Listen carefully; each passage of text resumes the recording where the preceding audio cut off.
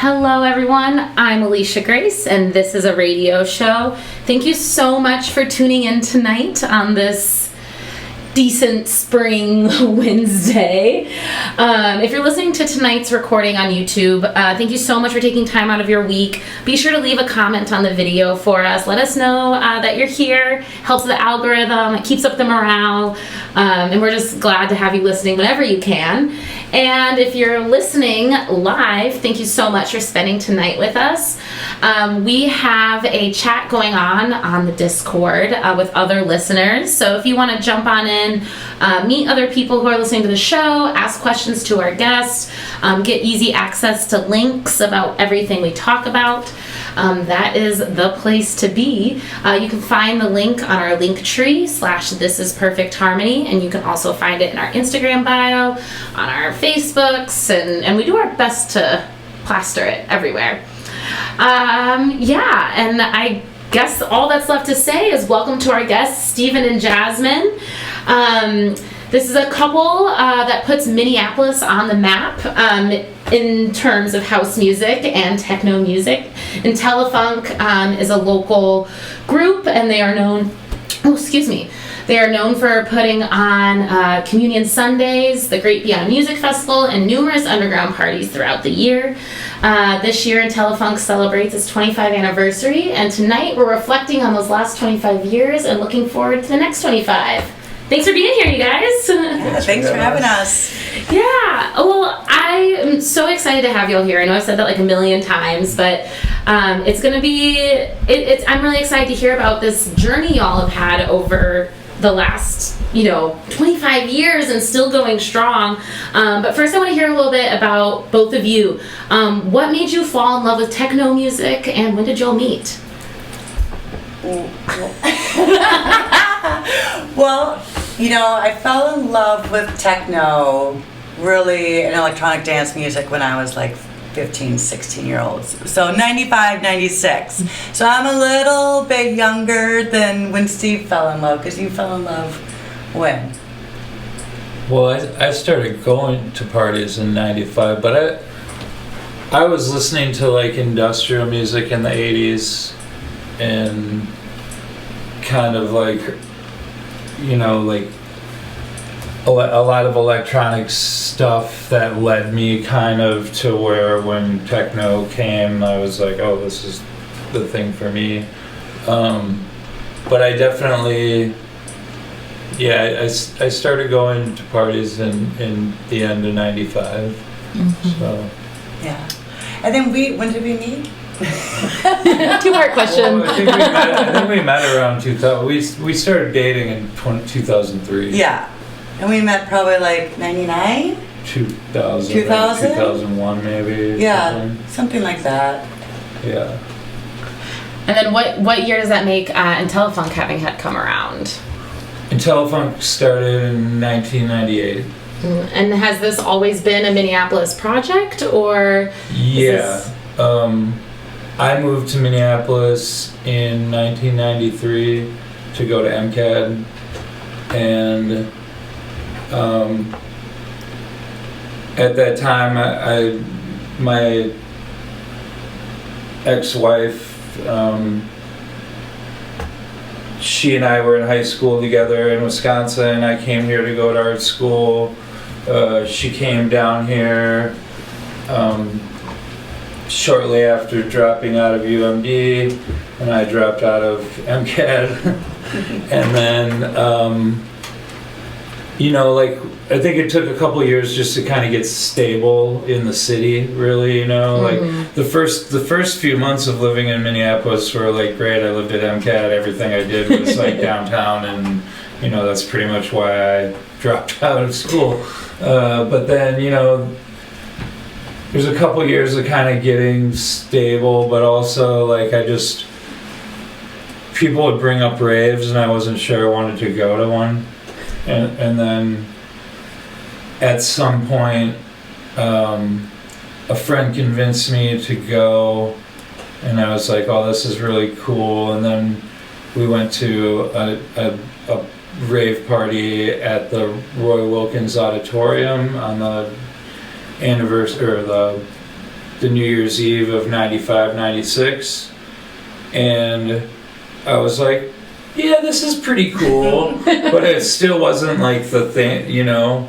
And then I went to a couple other parties after that. And that spring, I got a flyer for Even Further, which had the bus from the Electric Kool-Aid Acid Test on it, and I had read that book in high school, so I was like, oh, cool, it's techno, and they know about the Merry Pranksters, and so I went to that, and that was like, Daft Punk was like, it was like their first American appearance. Wow. You know, it was like a very like, it's like a legendary event in the like scope of like the 90s stuff. And you know, that weekend, like I absolutely like knew that this is what I would do with the rest of my life, basically. And I pretty much from then on was like, you know, trying to figure out turntables and things, you know, drum machines and synthesizers, and going to the record store, and you know, like the parties from 96, like there was kind of this arc where like things seemed to like taper off of like, there was like a certain thing that was going on at the parties of my first parties, and then within a year or two, like the whole thing kind of changed. And that's kind of when it was like, oh, I think I want to throw parties, you know.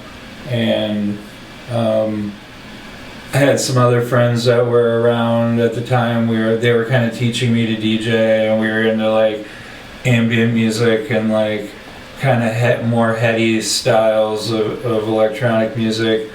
And we played around with doing kind of some shows together. I wanted it to be called Intellephunk. They didn't really like the name. And I was just like, well, I'm going to do this thing on my own when I do it. And, you know, Rachel, my ex, she wasn't really into parties at first. But she warmed up to it. And then, you know, we threw the first few Intellephunk parties together, and then her and I like split in 99.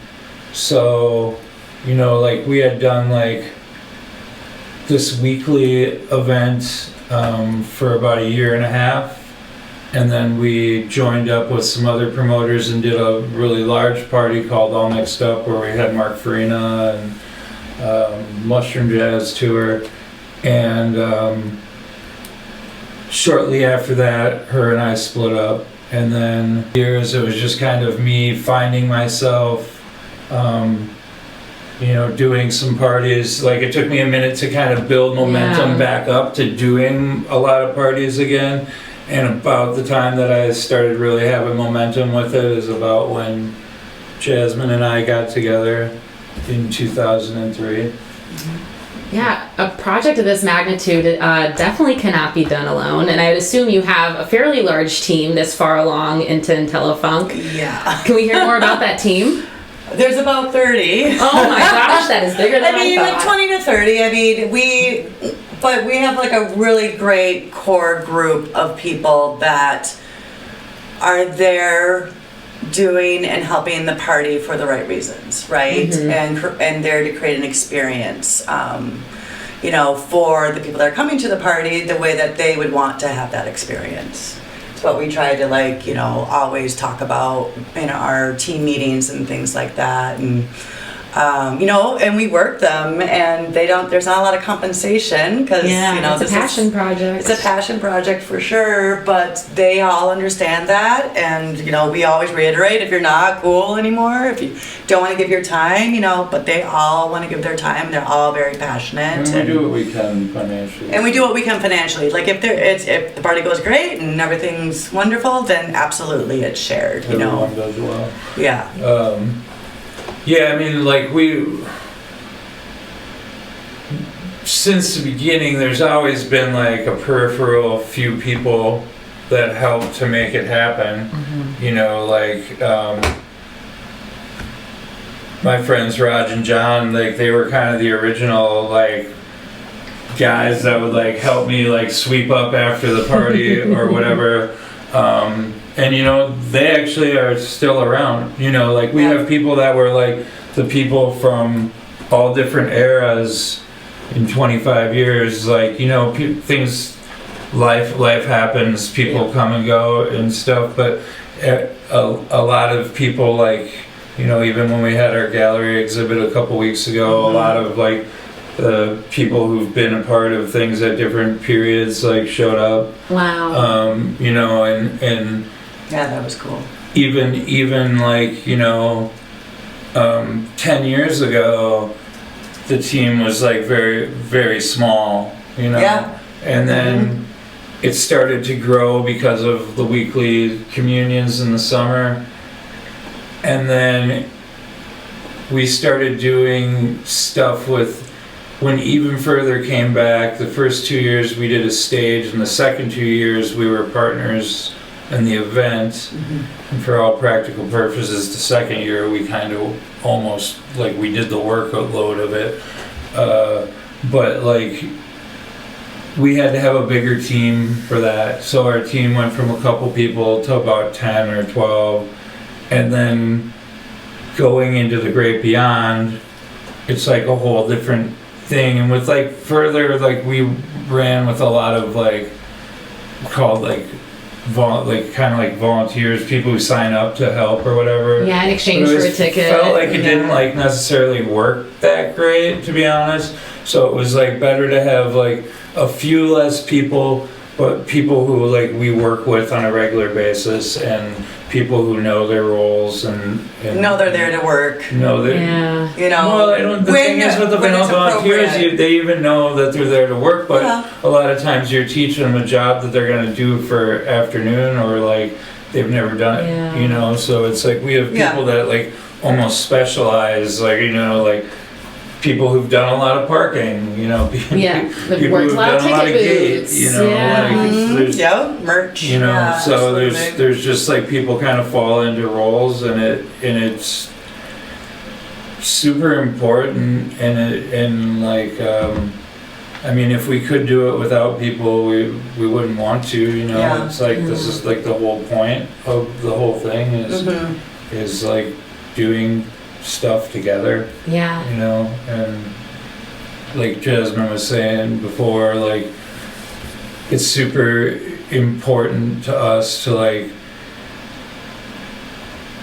take the experiences that we've been lucky enough to have over the years, and like try to like bottle that and like give it back to people like in their own experience. And so like the crew every time is like giving a lecture about how like we're really mom and dad lecture. Need you know, everybody needs to be like focused on like giving people that experience, not giving themselves that experience. You know, like and they all do. There's a little wiggle room there for people to still have their own like fun and enjoy it. You know, it's just.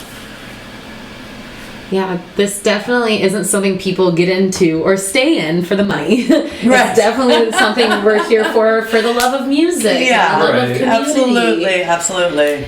And you have to kind of, at least from what I've seen, is like to be sustainable when you're not, you know, when this sense is for music and community, there's a strong sense of like values and like kind of like pillars that you stand on. What are some of those like pillars for y'all? Well, I mean, that's a pretty like multifaceted question because like I think musically and experience-wise, there's certain things that we're trying to like create or provide, but also in terms of like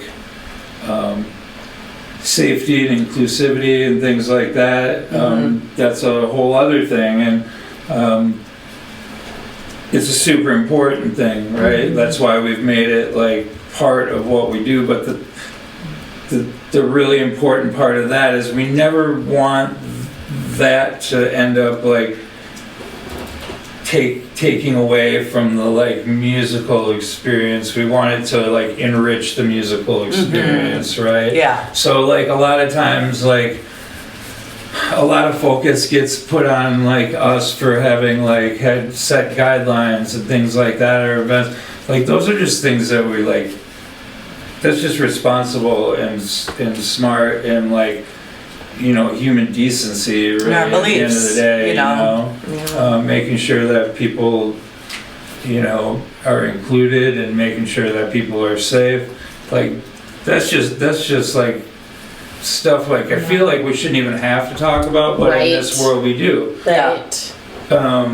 You know, musically it's a whole different thing because I think a lot of what drives us is kind of like intensity and almost like being pushed to the limit kind of and like dropped off there, you know? And so like not everything about that is like safe or soft and fuzzy. Yeah. You know? Yeah. And so like it's very like interesting these days, like trying to make sure that we like let people know that some of my favorite experiences of like going to events or like events where I felt like I was gonna die.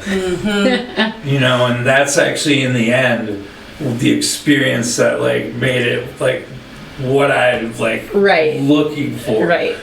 At the same time, I want people that come to my events or our events, I'm sorry, we really want them to feel like safe or like someone's like cares. Yeah. We don't like offer like a complete like safe space. We offer safe-ish space where there's people there who will address your needs if you have them. And if you get a hold of us ahead of time with something that you have concerns with or afterwards that you have concerns with, we're going to take those things into account and we're going to do the best that we can to make everyone safe. Yeah. We also like to shake you and like make you like scared. Yeah. Safety as a baseline. Like a roller coaster. Yeah, like a seatbelt. You know, like you're in there and you know like this was tested, but like you still are gonna pee your pants a little bit. Yeah. I love that comparison. Where do we want to dive in first? Let's maybe talk about communion a little bit. Ooh, okay, cool. Yeah. And just to let our listeners know that we will be giving away 2 tickets to the first communion of the season on this radio show. We'll be doing that a little bit more towards the end. That is going to be on June 4th. So to win those tickets, we'll need you to go ahead and join the Discord so we can see you typing and see your name and say hello. And those links are in our link tree as well as our social media platforms. So communion, this started in 2007, correct? Yep, and it's in the Poorhouse Alley. It is since 2015. Since 2015. So where was it before? There's been 4 venues. Oh my goodness. Solera was the original. Okay. Original venue on the rooftop, which was amazing. Communion story kind of goes like, and I figure we got some time to talk here. Oh, we got plenty of time. The communion story goes like this: that our partner Dustin Zahn, he moved here, I believe, in 2003 or 4. We threw our first party together in 2004, and shoot. A little toasty in here. Sorry about that. No, you're fine. Yeah, I mean, he came here in 2004. We did our first event together, and there was a whole little group of us that used to kind of go on vacations, techno vacations together to Miami and Detroit and New York and stuff, and the idea for communion kind of came from like some day parties that we went to that were like more like parties that started like 8 in the morning after like big parties where like people are captive by the like festival or like the you know, like the party. Yeah, like things in Miami or Detroit, like when the things at night end, and it'd be like these day parties that we would go to that were like lots of fun. So we were like, oh, we'd like to do something in downtown Minneapolis club scene, but the reality is none of, especially at that time, like the clubs didn't really fuck with electronic music that much. So like, at all. it was like, unless it was house. Yeah. And so we were like, well, what if we did like Sunday afternoon somewhere? Because Sunday afternoon, nobody's making anything. If we can supply something, people will be like, yeah, that's cool. Yeah. There was another guy named Jay who we don't have anything to do with anymore, who still does Retox, is Dr. Strangelove. He kind of combined with us. He had the venue at Solera, and for the first 4 years, Communion was at Solera, and it was like very low key. I don't like a lot of time we didn't even call it Communion, we just called it Solera. But like it was like it was really it was successful awesome. And it was cool. And then I had fun. they changed hands. The business there did, and Jay got a job across the street at Crave, and he kind of brought us with over there to Crave. And there's another rooftop. So it was, but it always had this like stuffy commercial vibe to it that I just could not like deal with. Yeah. And the first year actually went really great. We had a great time there. The food was good. They treated us good. It was cool. The second year it just didn't work for me. And Dustin left after the first year. After Solera. Oh, after Solera, yeah. So it was just me and Jay. And Dustin left to Berlin. Yeah, Dustin lives in Berlin now. He's been there since then. Yeah. Jay and I were doing it together, and it just didn't feel right. And then after the second year, they came and they said, like, the owners of the place, because Jay worked there. And so, like, it was like they were conspiring together, like, we want to change this into evolution. Not communion, it's going to be evolution. And we were like, well, this is our part. No, we're not going to do this. I was like, I'm not going to do this. And they were like, no, please, just do it with us, and we'll make it worth your while. We'll, you know. So the first week could go there, and the owner of the club comes to me, like, we got like a full dance floor full of people, and the owner of the club comes up to me like while I'm playing, and is like, I thought I told you to never play this shit in my club ever again. And I was like, well, I can leave right now if you want. We'll just, all of us will just take off. And he was like, no, why don't you just finish? And I was like, okay, cool, that's a great idea. So I finished, and then the next morning I wrote them a resignation. And then that's when, like, I feel like communion, like the modern communion started. Yeah. So that's when we started booking more like less commercial side of how, because like we always had to battle between Jay and us. Like it's like we'd have some like really cool stuff, then he'd want like more EDM leaning stuff, and we're just not into that. So like that's when it got really cool, I think. Yeah. And it's, you know, it was at Soundbar for a couple of years. Soundbar closed, and then it moved to Poorhouse. Yeah, and you saw those outside vibes. And and Poorhouse has been amazing, you know, and I feel like we were able to really take our lineups and really make them what we want to, because we didn't have to worry about if the venue was going to be like all messed up, you know what I mean? And like we just knew it was kind of we had a great crew of people. They, you know, we had a system of setting up the sound and everything. So really, communion's been like a really cool platform. A, just to get down on a Sunday afternoon. Yeah.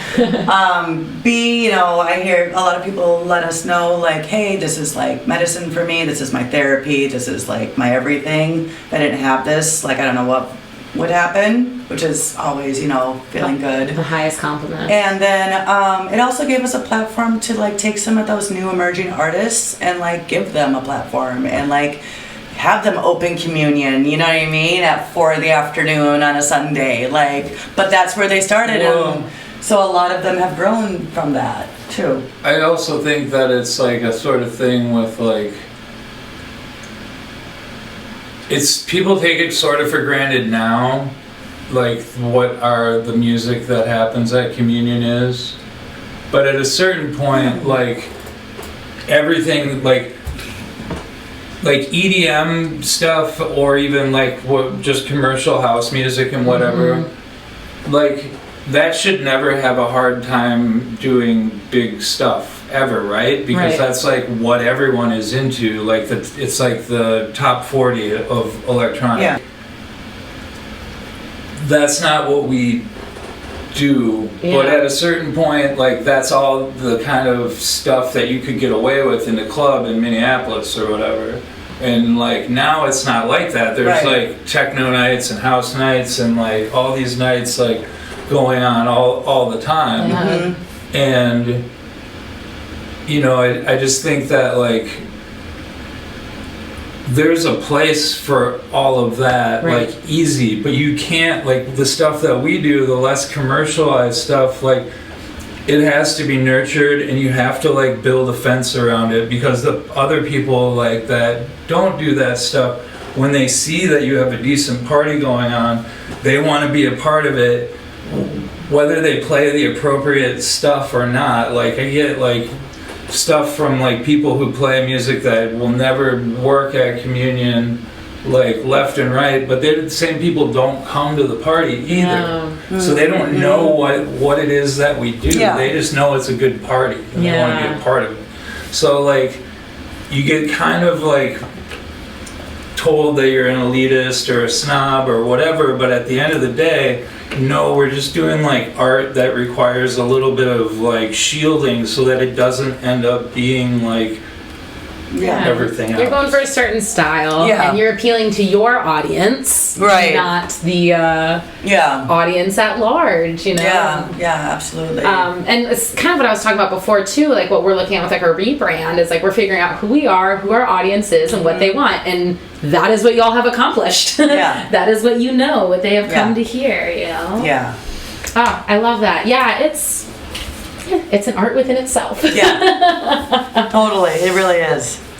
Then maybe this kind of also leans into a more general question, but you had kind of mentioned how it was really hard to get this type of music played different places around the city, and how that's kind of changed over the years in Minneapolis. But what other changes have we seen in electronic music scene in Minneapolis since y'all started versus now? I mean, it's more places. It's more commercialized. You know, it's weird because we have a friend who's been posting all the flyers from like the 90s in the early 2000s, and like it really brought back a lot of memories for me. And as much as like this, like you think of like the scene as being so big here right now, it's like kind of tiny compared to what it was in some ways. I think it's that's kind of wrong. It's not that the scene is tiny, it's absolved. Like you have the Armory and then you have Skyway. And that's where your thousands of people are, right? Or Union Rooftop. But that's a small place. I mean, I suppose, No, I get like the 1,000 people deal. You know, like in like back in the 90s, there'd be raves and they'd be like 2,500 people or 1,500 people like regularly, you know, and like you don't see that for like, you know,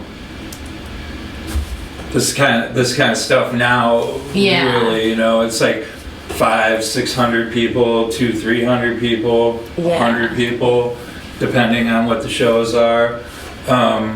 So I think that a scene in a lot of ways has gotten a lot, like everything is like, you have like these monopolies kind of. Yeah. I don't know what else to call it, you know. I can see that. And then also, what I kind of also hear you saying is like within the niche and the underground, they've kind of broken into smaller little circles. Yeah. Right. Which honestly is kind of just their way of protecting that art and keeping it Yeah, what absolutely. it is. Yeah. Oh, and I spent 2.5 years in Chicago. And it was crazy because I felt like I had such a hard time getting plugged in and finding an underground scene there. And I know it's there. I know it's around. I attended a couple parties, but I struggled getting plugged in. And I honestly came back to Minnesota and ultimately to Minneapolis because I loved the scene so much here, and like it was because of those little circles. I couldn't find those little circles there. Yeah. You came back here because of me, admit it. I came back for Jenna. Well, no, we had been doing this project together, long distance for a really long time. And yeah, coming back and like getting more plugged into those like little circles has been absolutely. Like, I love this scene here. Like I really do. I like those little pockets of it. Yeah. And like I think the pockets too are just like, I like, they're, the two little pockets are kind of similar. Like, I don't know, I like this kind of music. Oh, so do I. But it might be a different way of listening to the music, a different way of like approaching it, or so there are those little pockets, but there is a common denominator with all of them, and I think that's what makes things exciting right now in the underground Minneapolis music scene. Yeah. The presentations. Yeah. The way I think you can have the same. You can even have sometimes like the same music can have completely different. I didn't think everybody's getting like really good within our like circles. Anyways, Mm-hmm. everyone's getting good at like putting on their style of show. You know? It's like, really people cool. are like getting crafty with it and being. Very, very into the deco and and making like the atmosphere right. And and I think it's just that's what it is. It's not just throwing a DJ up there. It is not just throwing a DJ up there. It's the atmosphere. It's it's everything. It's like who's running the party. It's like the people working the party. It's the whole thing, and we're just seeing a lot of that happening with all these different niche groups, and it's really fun and it's exciting. And like Steve and I love it going out to other parties, and like going and dancing, and it's fun when our crews, people part of our crew has their own sound system off to this, nested sound, and it's cool when they go do a party, and then we can go and and it's really fun, and it's fun to see everybody like really also start to to like really hone in on what sounds right. Like we are sound snobs and Intellephunk, you know what I mean? But I think it just raises the bar for everybody else in the community too, to really appreciate we're making this art form. We want it to be expressed in a way that sounds good, right? Yes. So feels good. Yes, it is a multi-sensory experience. That's for sure. Definitely be a feel thing. It should shake you. Yeah. Before it hurts your ears, it should shake your body. Exactly. Yes. So it's about that, and I don't know. It's exciting. It's fun. Yeah, it's very exciting time. It's ultimately like some sort of weird alchemy, and like the spells you're creating are like basically like magic that happens within each person individually, which creates like a communal universal like consciousness that happens based around whatever room you're in or whatever place you are. And it's been really cool to see a lot of kind of up and coming folks, or that people that have been doing it for a few years that are sort of like really starting to dial it in, And I mean, we're kind of always in a state of like dialing it in, You know, like we're like do something for a while and then we realize, oh well, we weren't paying enough attention to this other thing, or we want to do something better, or there's a different feeling that we want to make, you know. And so like it's always about like trying to keep dialing the things in to the experience that you're trying to create. Yeah.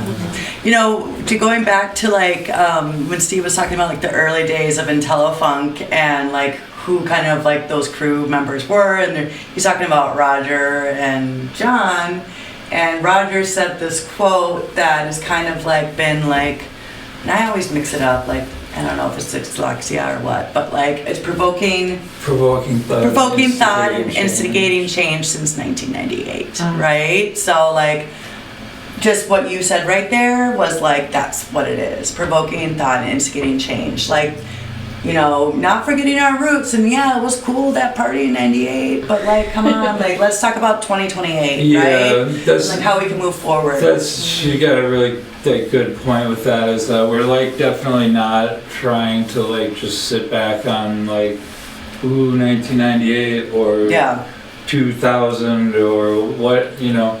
To be honest, I think the best stuff that we've done has been in the last 10 to 15 years, and especially in the last 6 or 7 years. And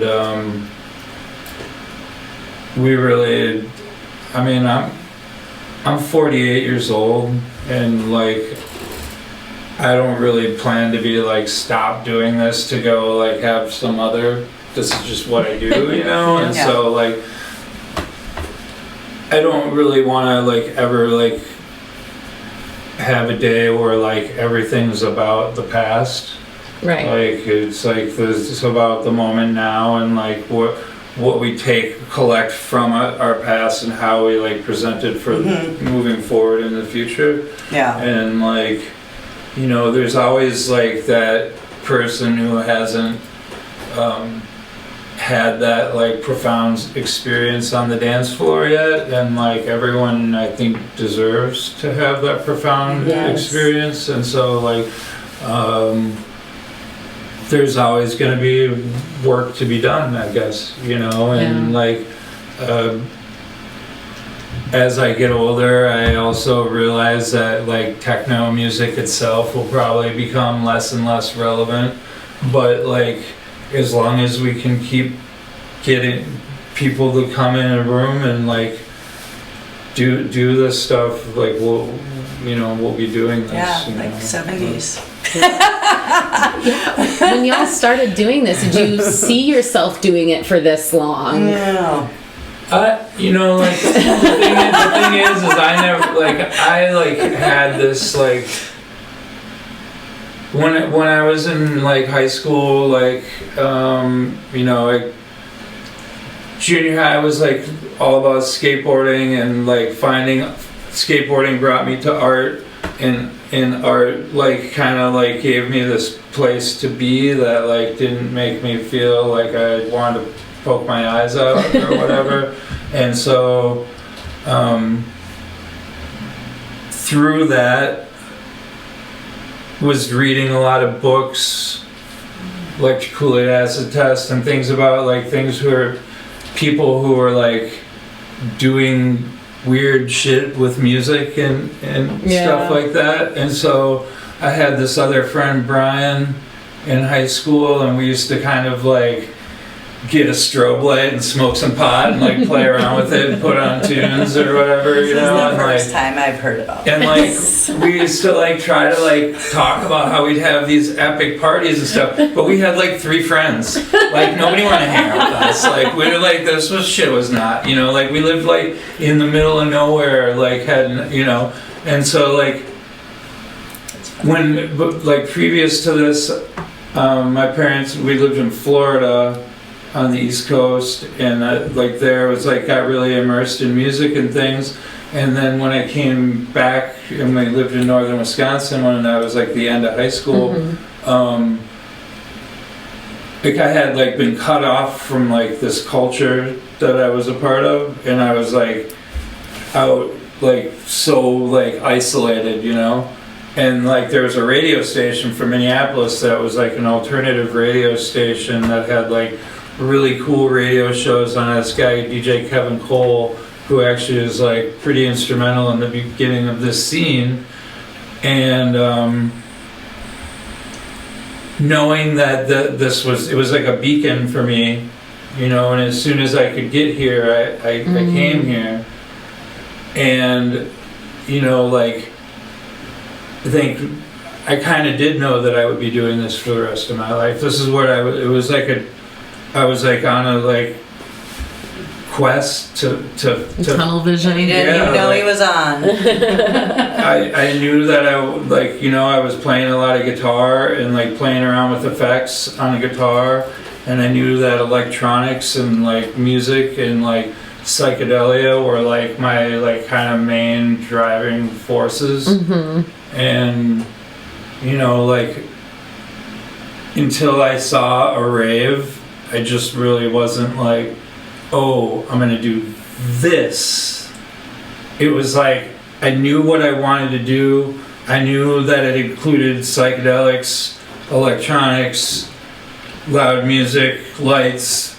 I just didn't have any clue until I went to a rave, and then I don't know, I don't think I ever thought I'd be doing anything else. Yeah. I know it's a long answer, but No, I mean, we got 2 hours. Those are the answers we're looking for. My answer is a little different. Share with us, Jasmine. Yeah. So I come from like a little bit different background. I was a ballerina, like a classically trained ballerina. Jenna did ballet too. Oh, and so I had an opportunity when I was like 15, 16, 17 to move to Seattle. And well, before that though, you were like the star of the like the Nutcracker. She was like the thanks, honey. Sugar plum fairy. So, you know, so I got the scholarship, and but that thing's a big deal. I mean, it is a big deal. Yeah, like in Minneapolis, the Nutcracker downtown is a big deal. So, like, at a very young age, yeah, I started dancing in the Nutcracker. I was going to like the Royal Winnipeg Ballet School, and then I ended up at the Pacific Northwest Ballet School. And then they were like, "Come for the year," and so I left high school. Well, I thought I was getting my post-secondary at a community college in Seattle, but I never went, right? And it was like all these ballet dancers, and we all lived in apartments, and we all went to this ballet school, and it was kind of like Fame, but like without the dorms, right? And I was like the youngest out of everybody. Like I was like 15, right? Wow. And we were all at somebody's apartment, and we were like kind of partying and stuff, and they were all in the corner kind of like shh. And then they came over to me, they're like, "You're coming with us to a rave." And I'm like, "What is a rave?" Like, I'm a girl from, you know, I grew up in Minnetonka, and I didn't know what a rave was. I mean, I spent a lot of time downtown Minneapolis, because that's where I danced at the Hennepin Center for the Arts. But like, I was a girl that lived in the suburbs, right? And they were like, "We're gonna take you there, it's gonna be cool. We're doing this thing, it's called microdots." And I'm like, microdots, like, you know, microdots are like kind of an old form of, you know, psychedelics, right? Like, I don't even know, it's acid, whatever. So yeah, so here I am, and I go to this rave, and I'm like, I just didn't even know what to do. Like, I was just like, I just sat in the corner, fucking tripping my, you know, head off. And I remember this couple came up to me, and it was before glow sticks. Like, there were no glow sticks, okay, back in like 95. 95? Yeah, they made. Well, there was no glow sticks at the rave I was at. They had white That's gloves. awesome. That's awesome. They I hate had glow white gloves. So instead of using glow sticks to kind of like do trippy shit in front of your face, right? They used white gloves, and they bounced the ball back and forth to each other, and like did this whole thing, and then they bounced the ball to me. And then from that moment on, I was like, I love it here. Like, this is amazing. Like, this is so great. And then, like, me and my friends, we were called the BC crew, like the ballet crew. Like, we would, like, go to these parties, and we'd go on the dance floor and, like, dance our asses off, right? And everybody, you know, we kind of have a crowd around us, and we're all just ballerinas and, like, trying to do this whole thing. And then I went to North Carolina School for the Arts, went to parties there, too. Then I finally moved back to Minneapolis. And I was dating this guy at the time who kind of fell in love with electronic dance music, when I kind of introduced it to him, and so he already kind of found a scene in Minneapolis, and you know, and then actually the group of people he found was part of Steve's group too. Oh wow! So that's when I kind of met all those guys that were throwing the parties and everything like that, and that's when I started going out to Minneapolis parties and everything, and then you know, and then the rest is kind of history. After I met Steve, and then I finally realized, I'm like, nope, we're not gonna have a 9 to 5, are we? And you know, I work for a beauty company called Davines and a distribution center called Salon Only Sales. I'm a salon educator, but my true passion is definitely like throwing these parties, curating them, like learning from Steve, learning from Dustin, creating platform for people that don't have those platforms is like my whole thing. Can we talk a little bit about your Siren event at the Hideout? The Hideout was at the Hideout. Yeah. It was kind of an idea that I've had for a really long time, and I've toyed around with like different names and things like that. And actually, Andy, my best friend, she's the brains and the beauty behind Pussycore. She and I were hanging out, and we came up with the name Siren. And so I really wanted to create an event where it was very femme. It was very female. It was very femme. Trans whole night. Instead of just having one, trans queer female artist on the ticket, it was like the whole ticket was lined up with them. Also, I'm still looking for a sound gal. So if you're out there. But my lighting was Alina. And she was fantastic, and Haley Rado was the flyer design, and Andy Hillstead of Pussycore was the deco design, and it was very like female driven, and I was a little afraid to throw it. Like I was a little like, am I like the person that should be throwing this? Do I have the right to do that? And it felt good. It felt like it was a great night, and there was good vibes, and I felt like there was some good community, and I learned some things too along the way of creating this, and just hope for like many more, really. Trying to plan out like some future events and getting venues together, but always looking to expand it, and even offered up to like live art, femme artists, and things like that. So we'll see where it takes, where it continues on from, but Intellephunk as a whole has always been really inclusive to like female artists and trans artists and queer artists, right? I just wanted to create like a night that can really just give a whole like more foundation to the community that we're trying to cultivate in our community. Yeah, definitely. And I think that's what makes nights like Siren not in vain, because it is already a core fundamental part of Intellephunk, and it's already existing. We're just giving it a little bit more exposure, a little more space in that one night. I exactly. Really love that. I wouldn't say that Intellephunk has always been purposefully inclusive, because for a long time I booked lineups. I think I'm really good at like making like not just like booking DJs or whatever, but choosing who goes when and having it be a flow through the night. Right. And so like when I choose DJs, it's kind of like DJing people. It's like this record goes good here, this one goes here, and so I was always very proud of that, and it was always very much only based on what people played. At a certain point, I'd guess around 10 years ago, we started to take some criticism that the lineups looked specifically a certain way, and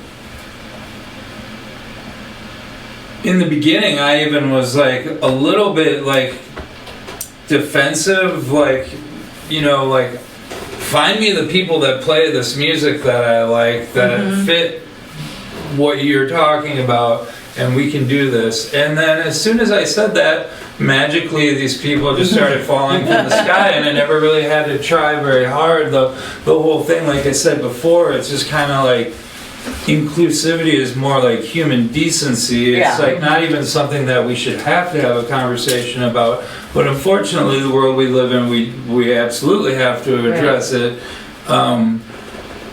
My thing has always been, I still want the music and what we're trying to do with the music to be the main message, and that's just because that's where I've always been coming from, and I don't really want to change that. But it's also very important to be inclusive and to like make sure that black and brown and queer trans artists are all like getting their time. If they're around and they're doing the work, they should absolutely be getting like shot at this. And so like that was like 10 years ago or whatever, and now things like seems like things have like changed so much for the better. But I also like a lot of times people have like come at us like we've done like something, and I really like kind of like try to like reject that idea, because I think like all of this stuff is happening, like the culture is changing, and the like around us. It's not just us, and we're just like always want to do better than we were doing before. And if I wasn't like realizing something and someone brought it up to me, I think about it, I want to do better, I want to make sure that we continue to grow. And I just think that like the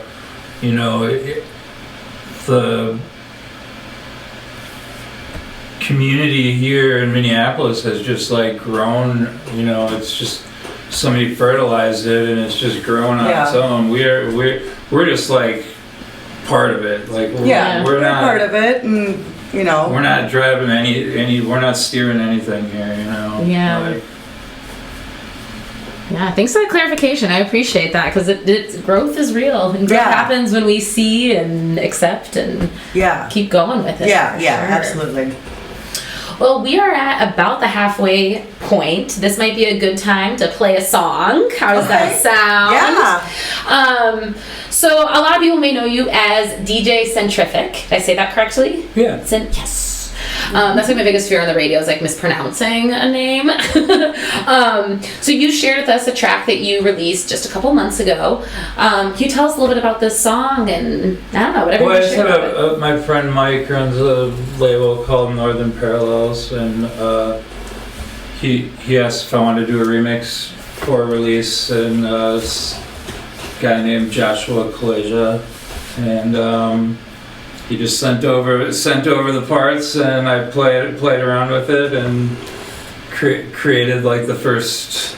I don't know. I guess I put out one track last year too, but I've been kind of in recent years, so it was like the first thing I've put out in a while. And I'm hoping to. I've been making music like all the time since I made this, so I'm kind of trying to use this to kind of keep myself motivated. Yes. Yeah, it's hard to do it all. Putting on the parties, putting out the music. Like, that is a very full plate you have in front of you. Well, and before we jump into this song, why don't we give away those 2 tickets to Communion? And then just let people know we will be giving away another set of tickets to their 25-year anniversary show. We'll be discussing that here in a little bit. But let's think. What do we want people to do to win the tickets? We'll have them go ahead and do it while we play this song. Let's have folks... I don't know. Should we have them drop a phrase in the Discord chat? First one to drop a phrase.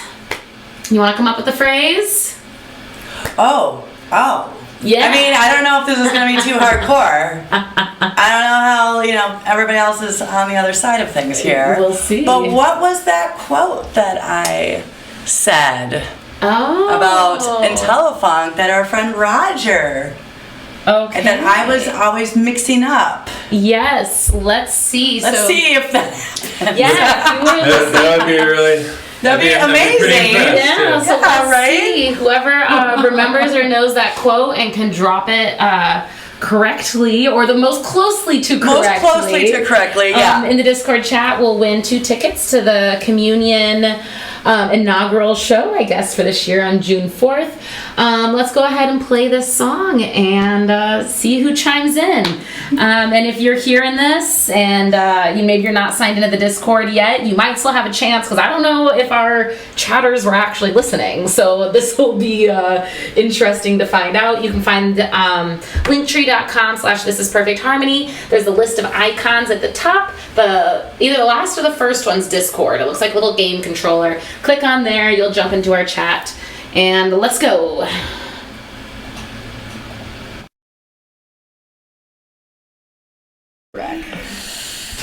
All right, thank you everybody for listening and getting down to that song.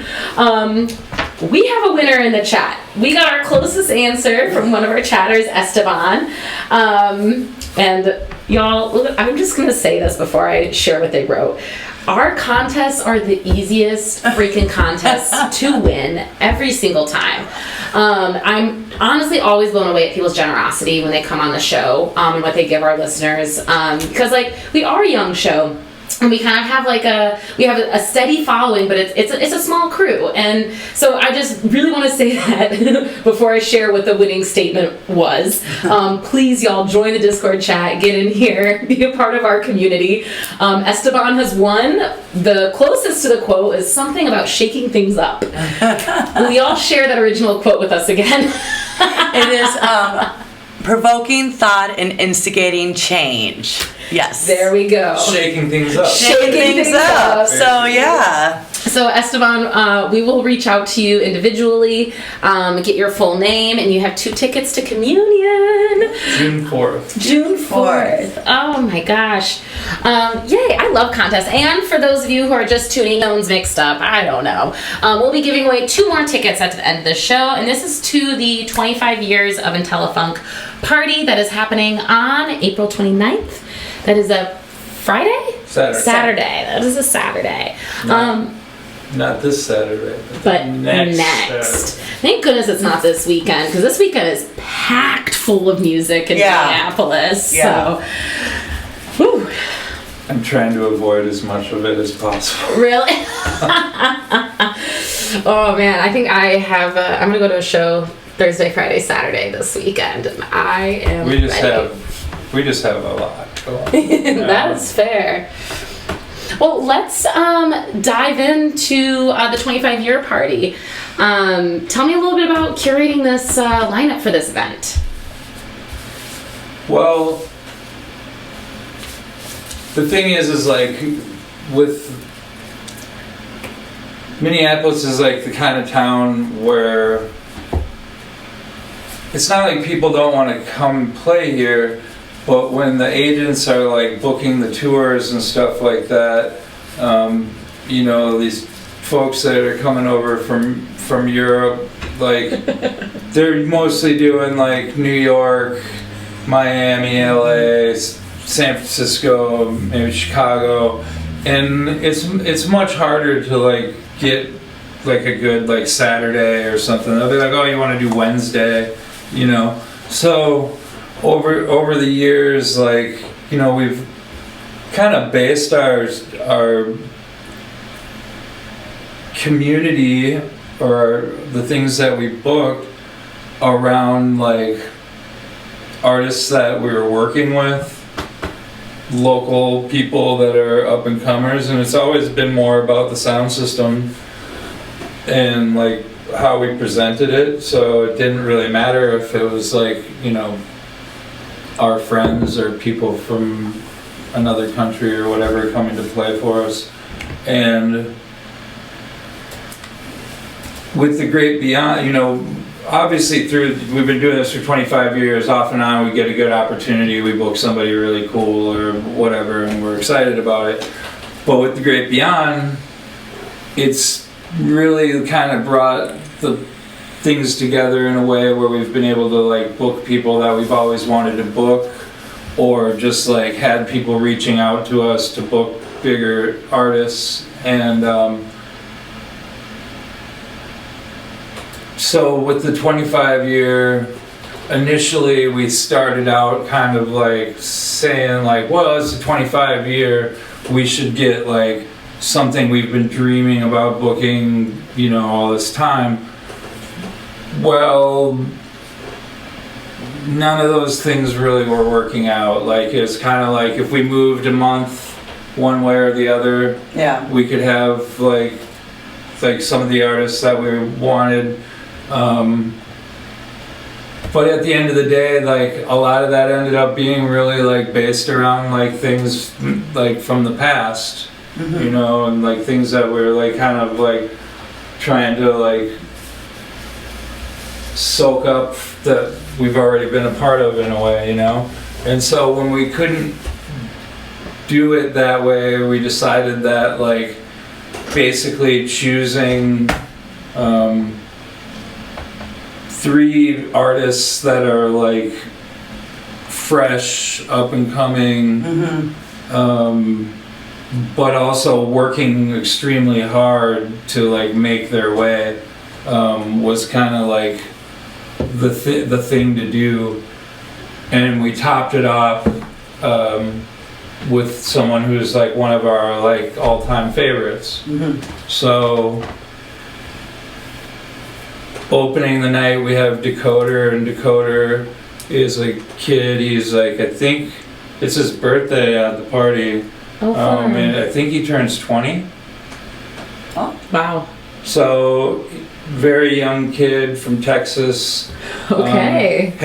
Happens to be like very talented, very smart, very in tune with like what the music means to people, and like he's like, I've listened to interviews, very very intelligent kid, and he just came off of the Richie Houghton tour. He's released on Jeff Mills' label. He's got a lot of good stuff going on. Yeah.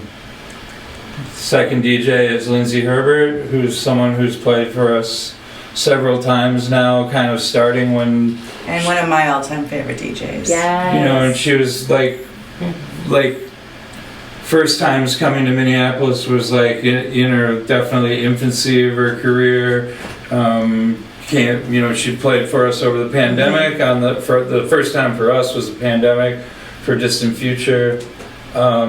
And then since the pandemic ended, like this girl's kind of been like on the fast track to going places. She also just came off of the Richie Houghton tour, and she's doing a lot of releases, and Good for her. Yeah, she's she's like amazing. working it, and she's a force to be reckoned with. Absolutely.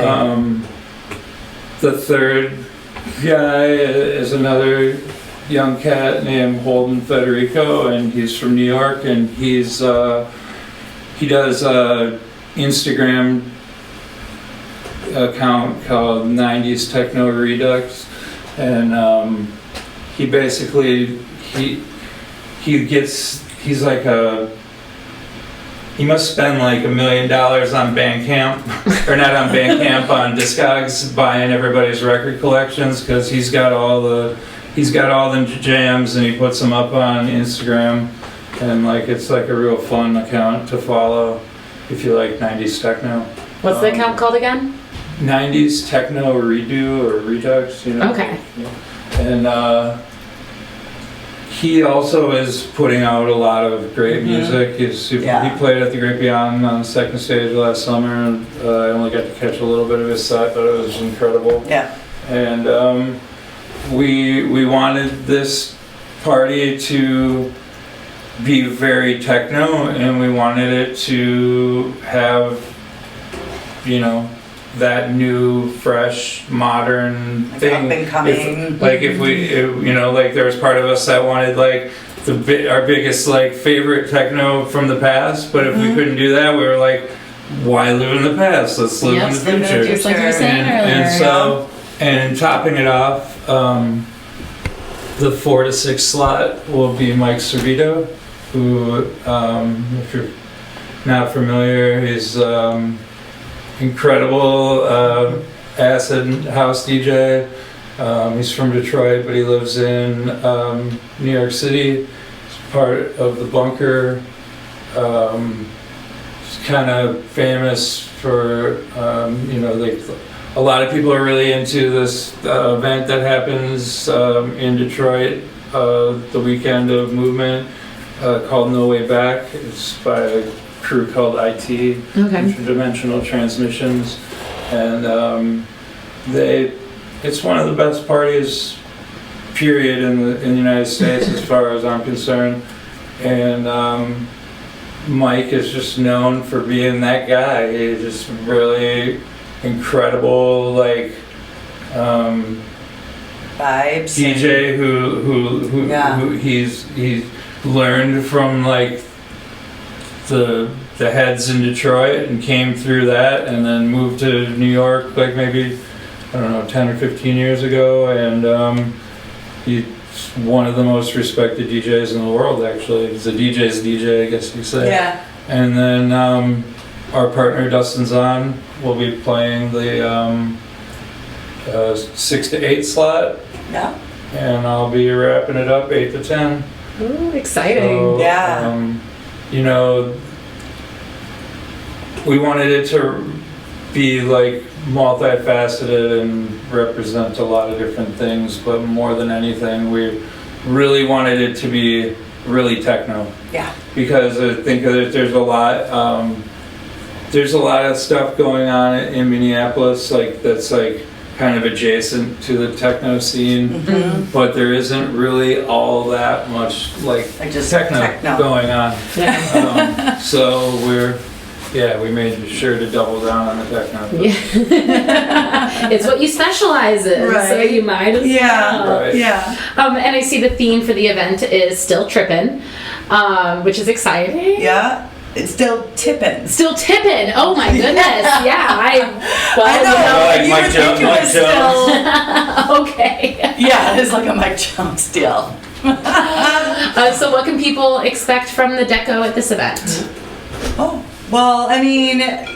It was a play on things, though. That was for sure a thing. So you played into it the right way. You're welcome. You're welcome. Yeah. And then the Deco, with the tongue, and that was just kind of a play on.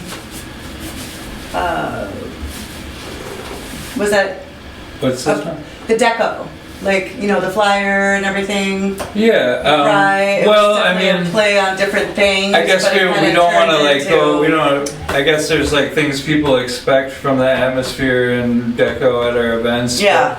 We do like to leave the special stuff for when people walk in. Right. Fair enough. It's Fair enough. Gotta leave something. I can appreciate that We'll answer. kind of play off that theme of like the flyer. Ooh, all right. But our, Andy is just amazing, and she comes up with these amazing ideas for Deco that are just so like awesome and out of the box, and really creates the atmosphere that is like necessary. Yeah. And it's really fantastic. The reaction when people are just like, oh, that sounds great, music's great, the Deco's cool, it's like all in one package. So, and Andy is a big part of that. So, always excited to see her creations that she creates down in her basement come to life, right?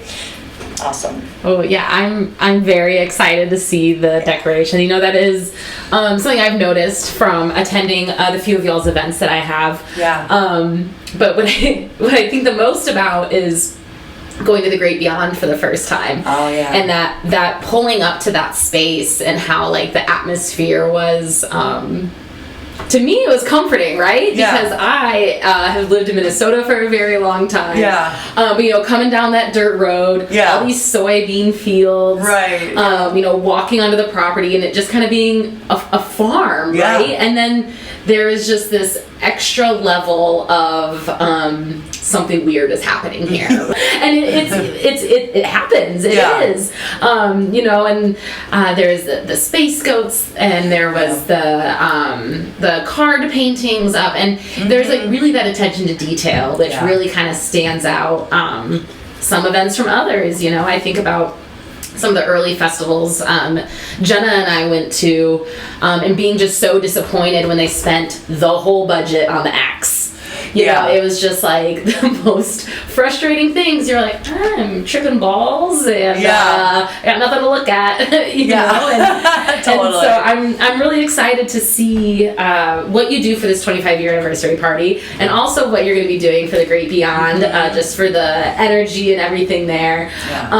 Curious, what reactions have y'all gotten from folks pulling up to the Great Beyond who may not be from the Midwest, may not be used to seeing little farm towns? What are some of those conversations people have when they roll up in this charter bus from the airport? Is that ever communicated with y'all? I mean, I think, you know, some of the artists are like, you know, we've had, you know, people from Tokyo and, you know, like, some of the artists are coming from different countries that just don't really understand, like, America, really. You know, like, we had one, when Regis played at Great Beyond, our friend Andrew, who drove him down, like, went out of his way to take him so that they could go to the world's largest candy store. Because, like, Carl is obsessed with, like, just, like, trashy American things. So, like, they totally were like, yeah, you want to see trashy American things? There you go. To the world's largest candy store on the side of the road, right? I mean, I think, you know, I think the artists are the ones that probably we see get the biggest reaction. I mean, there are people that kind of, you know, after day one, like Saturday is when you kind of see everybody, like, you know, Friday just got done, so Saturday was going to kind of run around like little monkeys, you know, like all just revved and excited, and I didn't think it was going to be like this, and this is amazing, and oh my gosh, and did you see this over here? And like, you know, like just that excitement, right? And then, like, you know, we've had people, and this person's from Canada, and this person's from like all these different places, and, you know, they're just like, this is, I can't even believe this is happening to me, right? You know, and we just kind of are like, oh yeah, well, yeah, here you are. Welcome to the Midwest. Welcome to the Midwest. And, you know, our extra layer of, like, you could say at the casino, right? Or you could say on the campground, I think also lends to maybe some people that aren't comfortable with, like, Minnesota living. I mean, I will say I grew up here, but I do not like the wilderness that much. Like camping. There's like something that, like, I think with the festival thing, for me anyways, I've always had a hard idea with the, like, staying at a hotel or whatever. Like, I don't really want to leave. Like, I want to shut down for a little bit, and then when I wake up, I want to be there. I want to be near.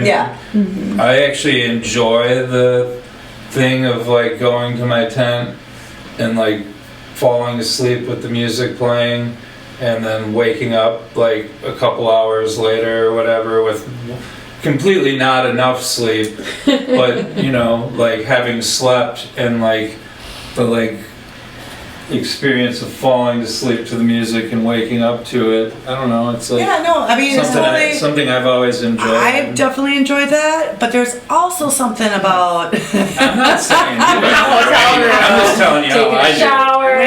Waking up kind of really dirty and sweaty, and then, like, having to pee, and then, like, being like, oh my god, I have to, like, put clothes on to go pee. When we're working, that's different. We're working, that's different. Yeah, that's different. We stay across the street at the Airbnb. We do. The lady across the street where we do the parking lot, she rents us her house for the weekend. So, like, during the weekend we stay in a house and we have air conditioning and a shower. During the week we are in the tent. We're there in the tent, and after the party we're there in the tent. I will say our tent is very glampy because I like the finer things of life. Nice you deserve nice things. Very comfortable cots. So I got comfortable cots. We got carpeted. It's like, you know, there's a offshoot garage / porch area. Vestibule. Like, So it's all kind of set up. But to the fact of, like, people, like, you know, what are the reactions and everything, especially people that aren't used to, like, the Midwest, like, camp experience, we got that, you know, casino experience, the Minnesota casino experience, right down the road, filled with musty cigarettes, smoky carpets. Other than the pandemic year, though, we have lived a week in a tent every summer since 2016. Yeah, I know. Like, I know. And each summer I'm like, hey, so I would like to add on this to our campsite. You know what I mean? And like, Which We got a camper. And Steve, like it. he's really I like great. that we He's have really like great. a super setup camp. Yeah. Like, it's nice. You know? So, but yeah, it's amazing. We're also there way longer than everyone else. Yeah. So that's Absolutely. Yeah, it's like But setting up for 2 nights. I love everybody's reaction, you know, I love it. And, you know, this year I do hope to get out and like explore the campsite a little bit more because I feel like I'm always at like main stage or running around putting fires out and stuff like that. And this year I want to give myself time to like walk around a little bit more. Well, and the Minnesota River Valley is so beautiful. I'm actually from Redwood Falls. Oh, cool. That's super close to there. Yeah, so like yeah. last year I think I was checking your location and I was like, wait, you're like, why are you, did you go visit my parents? No, I'm yeah, here beyond. Franklin, Minnesota. Yep, Yeah. yep. Yeah. So I grew up like driving that river bottom. Yeah. And actually, this is a funny story. It's obviously probably not the same festival, but my group of friends, they all sold pot and shit. And they come home one night and they're like, we found this hippie party. And I was like, I wonder if it's the same one. And since then, I probably mean, not. maybe. But this was like So, 2007. yeah, no, Ed, the guy who lives there, he hosts, I think it's called the Hash Eaters Ball or something. Yeah. Every fall. Very possible. So, Yeah. and I played out there a couple times before we did.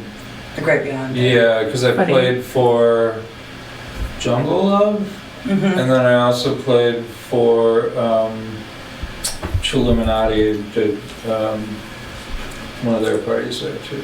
Yeah. Crazy. So yeah, Fun. it's fun. And then, you know, the baby goats are always fun, and the So cute. barn cats, you know, that hang out by the ice truck, like that's always a popular feature too. Yeah. So yeah, I mean, it's an experience, absolutely. It feels very Midwest. Like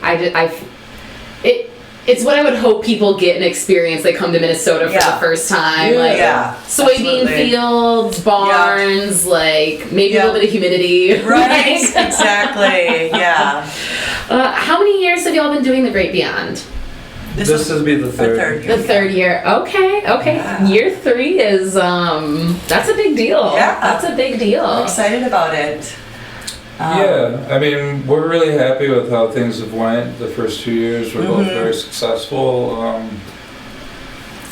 They artistically went great. Eventually did what they could. Logistically awesome. Community-wise, I feel like it's really like.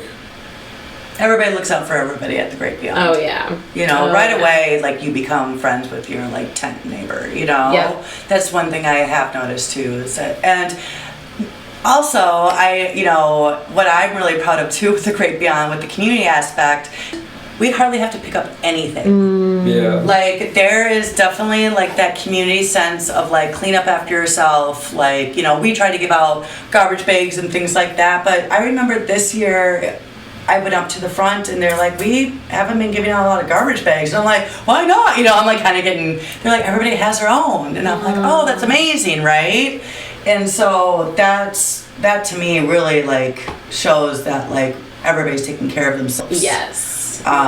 Always thrilled to see how clean it is as well. So that also gives an extra ounce of it, respect to them. Oh, as for too, sure. You know? I think too, like the Great Beyond really work is it's a very small contained property. It's about 10 acres, and there's not a lot of space in between the stages. There's not a lot of space between the stages and the camping, you know, where the food is. And we've been a part of like, you know, events that are like spread out over like a mile. Yeah.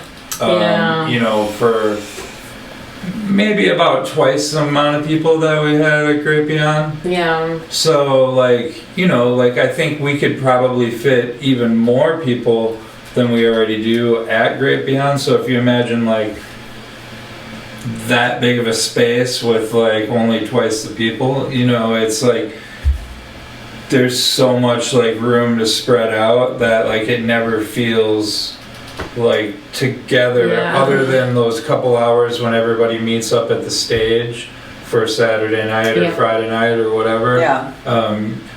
When it's that big, it just all like, you know, unless you have thousands and thousands of people, it just doesn't feel right. With this, I love that like it maintains an energy through the weekend that isn't just people at their tent freaking out or whatever because it's, you know, it's just too much for them, or right? So well, I mean, it's like literally like once it gets that spread out, like to go between your camp, and the like main tent or like whatever stage you're going to, it's a long journey. And you're like going, it's like all spread out, and then like it just seems lonely. Like people go crazy. I don't know. I think or they pee their pants. Just like the porta potties are like way over there. It seems like a nice balance between you know, everybody being close but not too on top of each other. That also adds that sense of community. Like absolutely very important because like I dabble for years in like the bass music scene, and so you know, just being kind of fresh and new to the house and techno scene, you know, even there, like I met 3-4 people that I still keep in contact with, and it was like I hadn't had an experience like that since my early festival days when I was like, you know, 18, 19, 20, and so excited to meet everybody for the first time. You know, it was kind of like that same thing again. I was like, oh, like, you know, now I have a friend in Canada, and I have a friend in New York. And that's super fun. And that's the kind of stories we love hearing, like coming out of Great Beyond too, is that like the friendships that were like forged there. And the connections that were made, and and the sense of community that it all has to offer, you know? So I don't know, the Great Beyond's gonna be fun this year. I think that's like probably one of the things that feels like the best about the Great Beyond is that like we always were trying to get people to come to Minneapolis for parties. Like when I first started going to parties in the 90s, people used to come here all the time. We always go to Chicago, Madison, Milwaukee, whatever. People traveled for parties.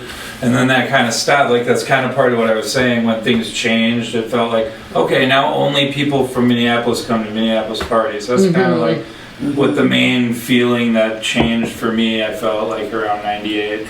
And we were never able to get people to come for our parties until like around 2014 was like the first, like when I did my 40th birthday. A lot of people came up here. That is true. And then it started just like people started coming for our parties, like from Wisconsin for like communion things, you know, like Space Heater, like definitely we had people from Colorado and New York and like, you know, like, but Great Beyond was like the first time where we really have like, you know, there, I don't know if you saw like when I posted like the heat map from the ticket company, and it shows you like where all the people who've bought tickets are from and like the intensity, like, you know, like of how many people in each area.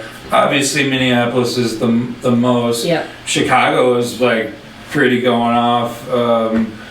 LA, New York, Seattle, San Francisco, all have like, and Denver, all have crowds that are like people who are like, you know, like it's gone from just being our like local community to like a nationwide community kind of for us. And it feels real fun and cool and exciting. You know, and we're trying to do like other projects with these folks from these other cities and stuff. Like you know, for instance, the dudes from Toronto that came to the Great Beyond last summer. Booked Dustin. Dustin's going to be playing up there for them in a few weeks here. Yeah, Salty is one of the friends I made from. Okay. Great. Yeah. Everybody Last year, They're like super cool. Like, super cool. like great to like sometimes like around here. Obviously, you have people who are really into techno music, but then you also have like a party people that are more or less like they like techno music, but they're coming because they like parties. Yeah. You know, and the kind of people who are gonna come here from another place are the people who are as nerdy about it as I am. Yes. And so I love techno. it's really fun to have the other like techno nerds from other cities like come here and be nerdy with us here, you know, and like I like, don't get me wrong, I absolutely don't think the party can happen without the party people. So like it's absolutely not a diss on them, or like they have their role and we love them just as much. But I really enjoy like people who like are ape shit for techno, and like that's what we get with people from at the Great Beyond. Yeah, so which that's is beautiful. Awesome. Yeah, it's wild to hear that, you know, there was a time y'all struggled to bring people from other places here, because that was probably the thing I took away from it when I went home. I was like, I met people from all over, like all over. Like, yeah, I love that transformation. I love that so much. Yeah. So what acts, if you can choose, what acts are you most excited to catch this year at the Great Beyond? Or you think people should like really keep an eye out for up and coming? However that feels most comfortable to answer. There's so much. So much. I'm like really excited for James Ruskin, because James Ruskin is like one of the best old school like techno DJs from the UK, and I've seen him play before, and he is just incredibly just a beast. So really excited about him. You know, we have Mystic Bill coming, who's like he's like he's been around in the Midwest scene, coming out of Chicago like since the 90s, like very like staple DJ of the Midwest. Yeah. And he lives in Miami for quite some time now, and he's really one of the best house DJs there is, and he's gonna be there, so I'm pretty excited about that. Marco Shuttle, we had him booked for the first Great Beyond that didn't happen in 2020. So we have Marco Shuttle on the lineup, which is super cool, and we also have Wata back again. Wata Higurashi. He was the end of the party on Sunday night last year. Yep. He played obviously last year, but he also was booked the first year when it didn't happen. Yeah. What a So rough having start. Marco and Wata are like ending Sunday night, so like that's really super cool. Aurora Halal, we've invited back, and she's really exceptional. Like she does the Sustained Release Festival, which is a festival, I believe it's probably like 2 or 3 times the size of Great Beyond, but it's like kind of like a similar thing in a way that it's kind of like the New York escape from the city, and just a little way off the beaten path. Understood. So like, you know, it's cool to have her back.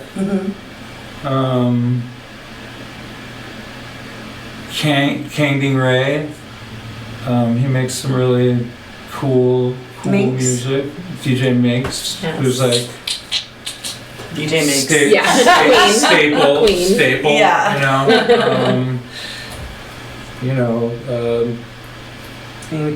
We could probably go through the whole lineup and like say something rad about every single artist that's going to be coming, you know.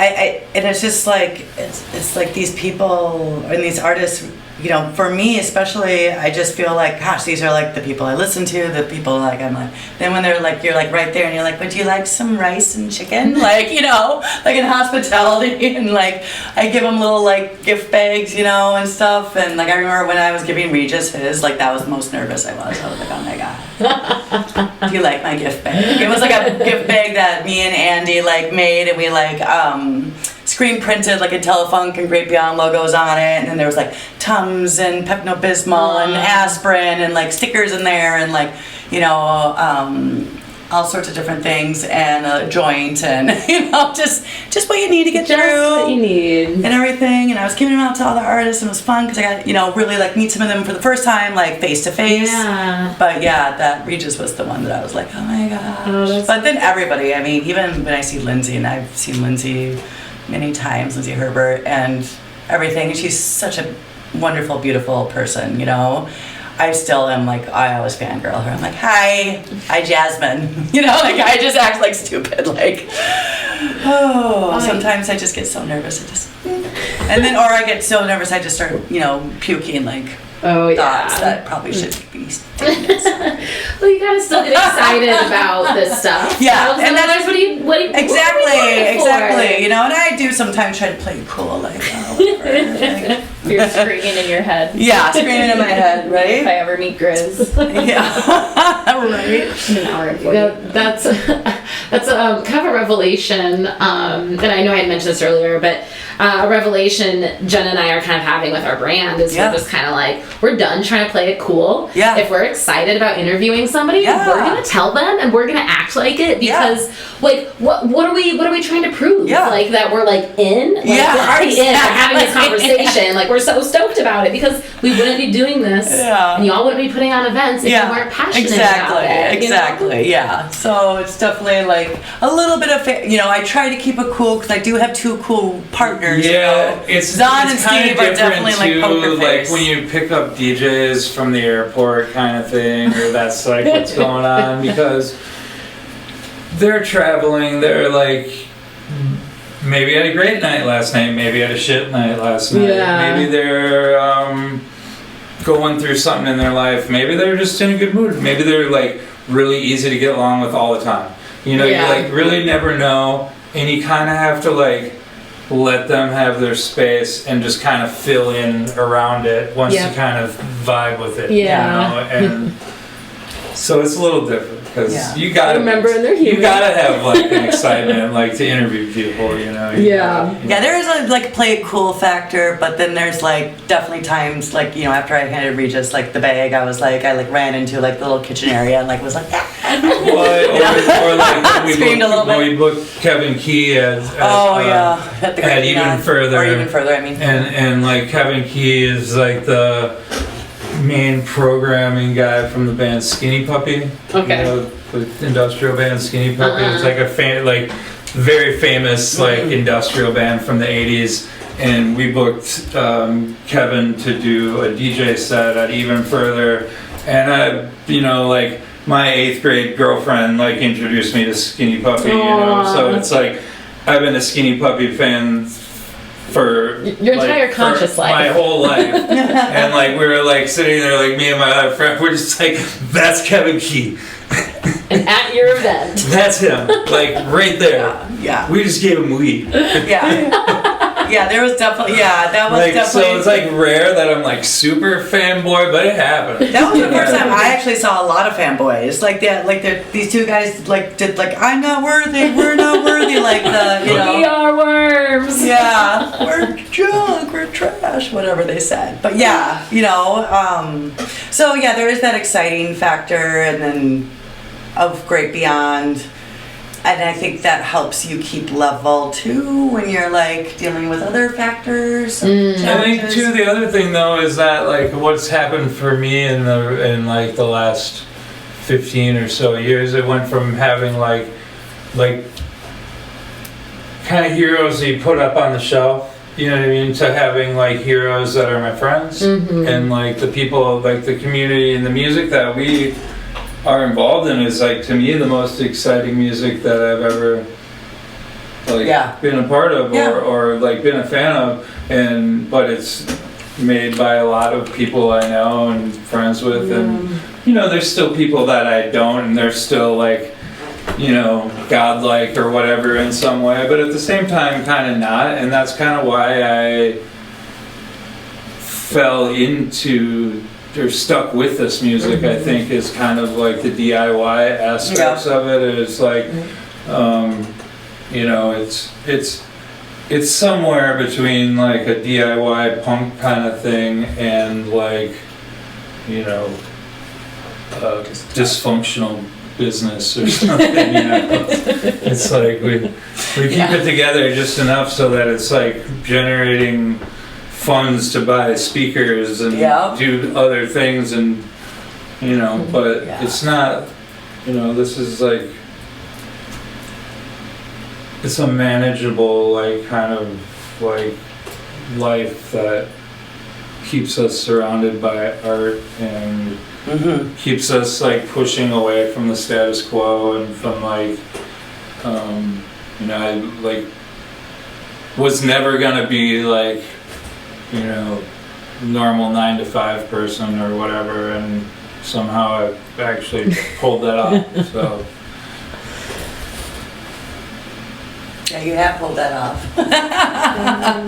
But you know, it's you know, because I do work in the beauty industry, and I, you know, and I used to always kind of hide Intellephunk, and like, you know, because people wouldn't really understand. And then one day I was like, I'm proud of this. I'm proud of like throwing these parties and doing all these things and everything. And you know, once I tell people like that's our life, they're like, oh my God, that's so amazing, right? And I'm like, and then I have to step back and be like, wow, it is kind of cool. We throw parties for a living and get to work with art and artists and our friends, and you know, friends that have turned into family. I mean, it's like a wonderful thing, and we come from a generation of like, you know, you go to school, you marry your high school sweetheart, you go to your 4 years of college, you have your 2.5 kids, and you move back into the neighborhood that you grew up in, right? And like that's, not that other generations after us haven't experienced that, but for our generation, Gen X, it was like, that was it, because our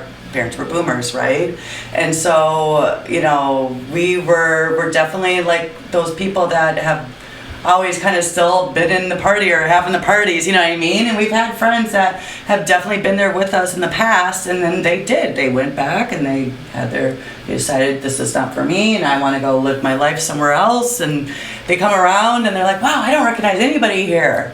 Like, where did all our friends go? And I'm like, they went somewhere, you know, they went where you went. They did the same thing as you did, like. And like, these are all the young, you know, like, these are the young kids, these are like, you know, the new generation, and they're like, okay, cool, I get it now. I'm like, we can't live in the past. No. We have to keep moving forward, and it's exciting to move forward, right?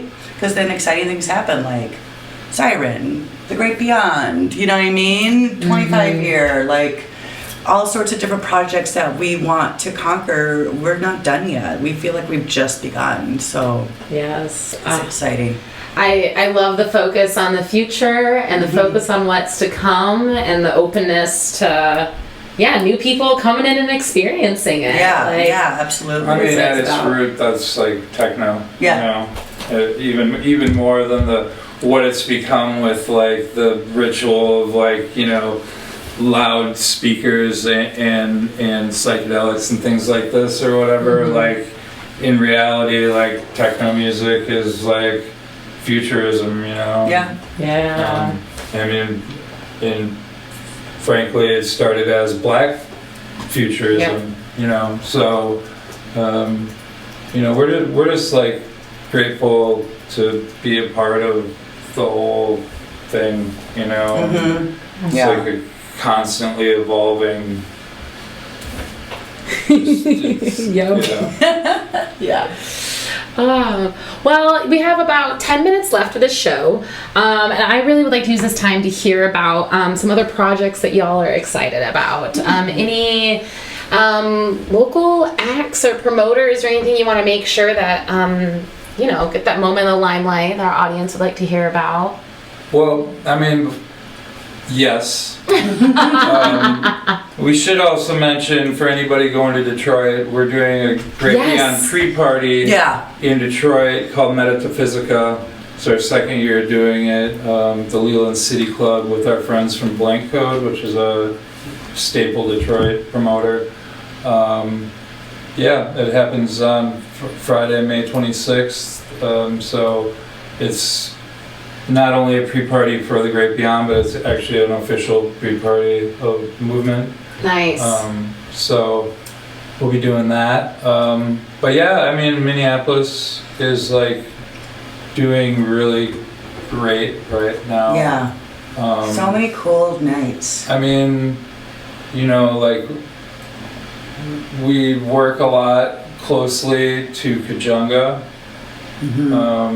And they've been doing some like super cool shows. They'll be having a stage at the Great Beyond this year too. Okay, nice. They're hosting a stage at the Great Beyond. You know, the Freak of the Week is a really great party. DJ Nola's party. You know, the crew who does Decadence at the VFW. They're also the folks who do the Prairie Fire Festival. Okay, yeah, I've heard of that which one. is also a cool, fun festival. And lots of arts there too, so it's not just the music, it's like it's not just a burlesque techno festival. and like it's like all different art burlesque forms. and like comedy and like It's they really, have really like cool. a very like multifaceted approach.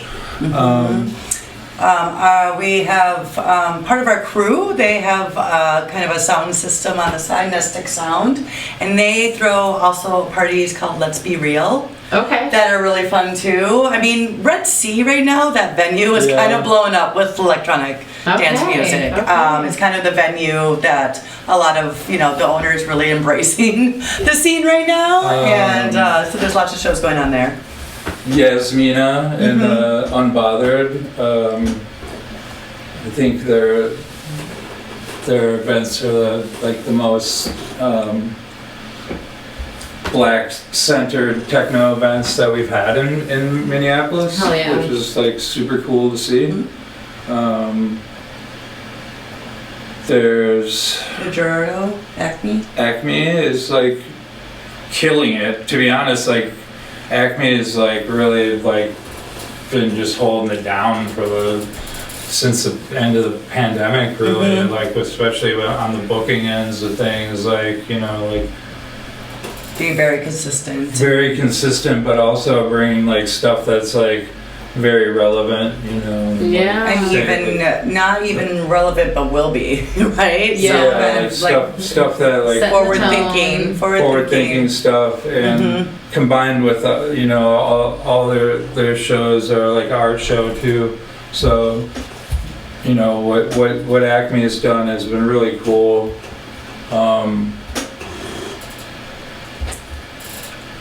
Obviously, you know,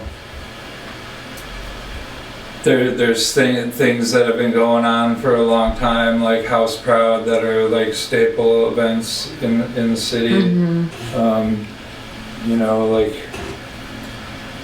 it seems like we're at a point right now where just like things are really like hitting a stride. You know, like obviously we're a very techno and house centric thing, but like, you know, the way things are going with like popular music is kind of like this like postmodern like neo rave thing where they're like combining like all different like genres within sets, and like it's like, you know, like the culminate guys, like the stuff that they've been doing, like with the artists they've been bringing, you know, is a lot of that stuff that's somewhere in between, you know, jungle and garage and house, and you know, all these things just sort of mixed together, which is really like cool. It's also very, you know, it's very different from what we do and where we're at. You know, like I think we want our stuff to like be the opposite, you know. Like, it's very like let it breathe, it's just rolling. Yeah, You know? and that's the thing about the music industry too. Despite what a lot of people think, there is room for everybody. I agree. And there is Absolutely. something for everyone. Absolutely. And there's Spot no on. need to like change it up just to like try to fit in. Like we should all be Exactly. evolving, right? Like the things that, you know, musically things that I was playing like 10 years ago are like quite different than what I'm playing now.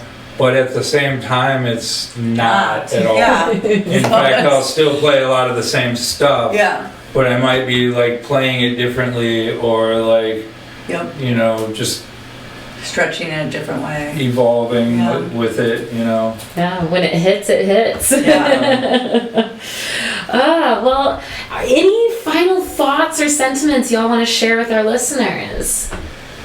No, I mean, I just, you know, for anybody that's listening that's been a long time Intellephunk fan, like, thanks so much for being there all the years and supporting us. And I'm also looking forward to meeting the new fans too, right? So I hope this piqued some interest to some peeps out there that might want to check us out. Yeah. Awesome. Well, thanks so much, y'all, for joining. Next week on our radio show, we are going to have SQUiD. She is a local bass artist from St. Paul, and she actually just won a contest to play at Dance Festopia in Iowa. So she's going to be our guest next week. Please be sure to tune in, join the chat, show her some support. She's definitely up and coming in the bass scene, and we're an honor to have her on. And then what else? What else we gotta remind people of before they go? Oh, if you're interested in being a guest on the radio show, we finally activated our forms. So we can see them now. Yes, so people have been filling those out, and we hadn't paid for the subscription, and we couldn't figure out why we couldn't see it. Because they want you to pay. Wow, crazy. Yeah, so we finally figured that out. So we want to encourage our listeners who want to be a part of this to fill out that form on our webpage. And go ahead if you want to show your appreciation for Fuzz Talk Radio for hosting this show every week. You can go to fuzztalkradio.com where you access to this, where if you're listening right now live, this is where you access. Anyway, go there, scroll to the bottom, buy Fuzz a coffee. You can buy some of his merch to show your support for him.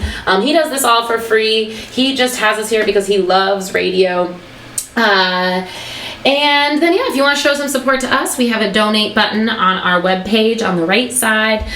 Go ahead and throw some money in there if you would like, and we'll give you a shout out on the show. So whether you want to give someone a birthday shout out, music, you have an event coming up, make a little donation and we'll say a little something. And I think that's all we have. Thank you so much, everybody. Steve and Jasmine, thank you for being our guest this week. Thank It was you. an honor. Thank you. It was super fun. We're gonna get going on some post-production. Yeah. All right. Thank you, everybody.